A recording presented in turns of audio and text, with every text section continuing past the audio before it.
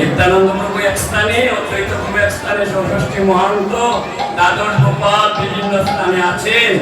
আর হরিদাস এক কোণে বসে নাম জপ করছে, নাম নয়ন করে কাঁদছে। তখন সময় গৌর হরি হেন ভাব থেকে বোধকর্তারা বলছে, ভাগবতরা বলছেন, শ্রী হরি আসার সমাধি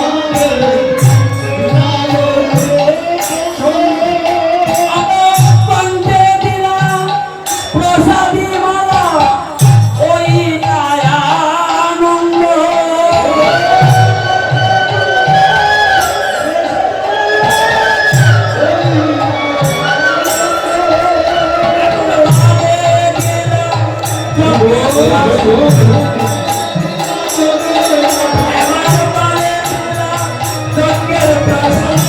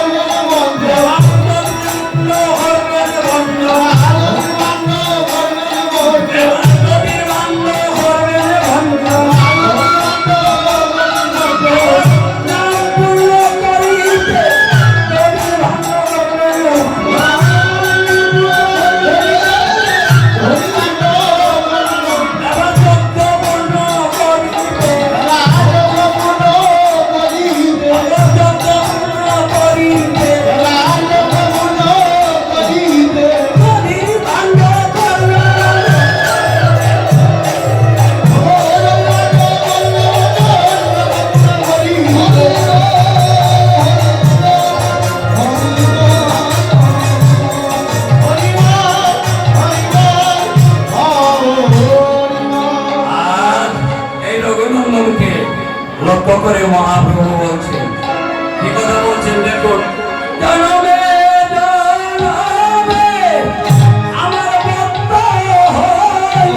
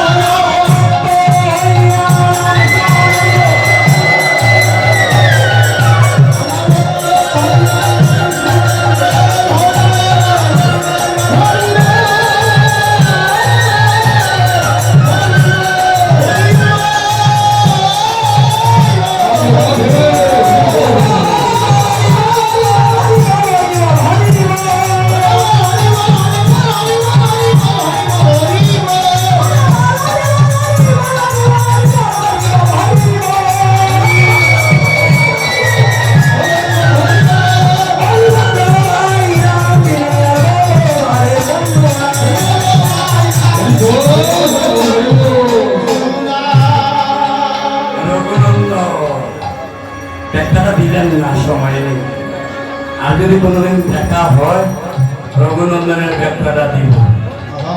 কেউ কেউ বলেন নারী কি রঘুনন্দন হতে পারে না, আমার কাছে কোন যায়। মায়েরা কি রঘুনন্দন হতে পারে না? গৌর হরি এখানে মেনশন করেন নাই, পুরুষ এবং নারী মেনশন করছেন, বলছেন শুধু রঘুনন্দন। বুঝতে পারছেন? কিন্তু আমার কাছে ফোন যায় যে মায়েরা কি রঘুনন্দন হতে পারেন? পারেন, সমস্যা শাস্ত্রের প্রমাণ আছে। মায়েরা কি রঘুনন্দন হতে পারে? বলবেন পারে। রঘুনন্দনকে তো নরমা নারী বলে আখ্যায়িত করেন নাই গৌর হরি, বলছেন রঘুনন্দন। আর একটা কথা মনে রাখবেন, আপনারা আমি সবাই নারী, পুরুষের মধ্যে একজন আছেন সবাই তো নারী, অর্থাৎ আমরা দাসী হয়ে আসছি। আর এদিকে গেলাম না অনেকগুলো তথ্য কথা। তাই রঘুনন্দন সাজালেন, সাজিয়ে বললেন গৌর হরি জনমে জনমে তুমি আমার ভক্ত, ভক্ত হইয়া নাম শুনাইও, ভক্ত হইয়া আবার যজ্ঞ দিও, আর ভক্ত হইয়া আমার কর্ণকুচের নাম। আর শোনো, আমি আজ্ঞা দিব দধির মান্ড তোমার হাতে দিব, তুমি বৃন্দা দেবীকে প্রদক্ষিণ করবে 7 বার। আমি আজ্ঞা দিব তুমি দধির মান্ড পঞ্জন করবে। কেউ কেউ দধির মান্ড স্পর্শ করে দধি হরিদ্রা নিয়ে ছিটিয়ে দেন, এটা ছিটাবে আর বিষয় নয়। মহাপ্রভু নিজে আজ্ঞা দিচ্ছেন, এটা আমার মুখের কথা নয়, ভাগবতের সিদ্ধান্ত। মহাপ্রভু আজ্ঞা দিচ্ছেন, রঘুনন্দনকে বলছেন তুমি দধির মান্ড পঞ্জন করো, ভক্তগণ করা করে দিবে। আর এই পদকর্তা হলেন যদুনন্দন দাস, তিনি নিজে বলছেন দধির মান্ড ধনী প্রভু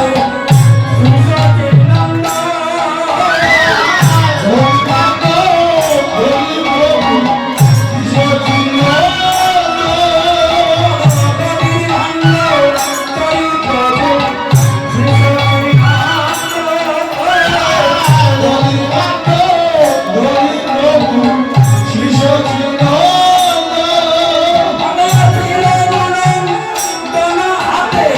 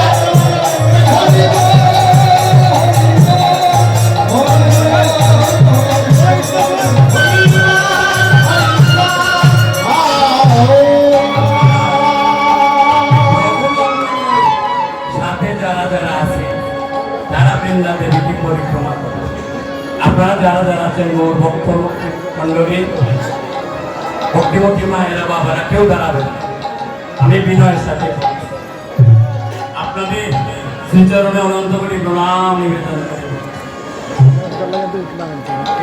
রঘুনন্দনের সাথে যারা যারা আছেন জয় রাধে, জয় গৌ, জয় রাধেশ্বর। শুধু ভক্ত মণ্ডলী সকলের কাছে বিজয় বন্ধুরা যে আমার কীর্তনী বাবু সকলের কাছে চরণ ধরে বলতেছে, আপনারা কেউ না দাঁড়িয়ে শুধু রঘুনন্দনের সাথে যারা থাকবেন তারাই প্রথম ঠিক করবেন, আর আমরা সবাই বসে থাকবো। দাঁড়াইতে কি হয় কোটা হয়ে যায়, কোটা কি একজন আটজনের মধ্যে কীর্তন শোনা যায় না।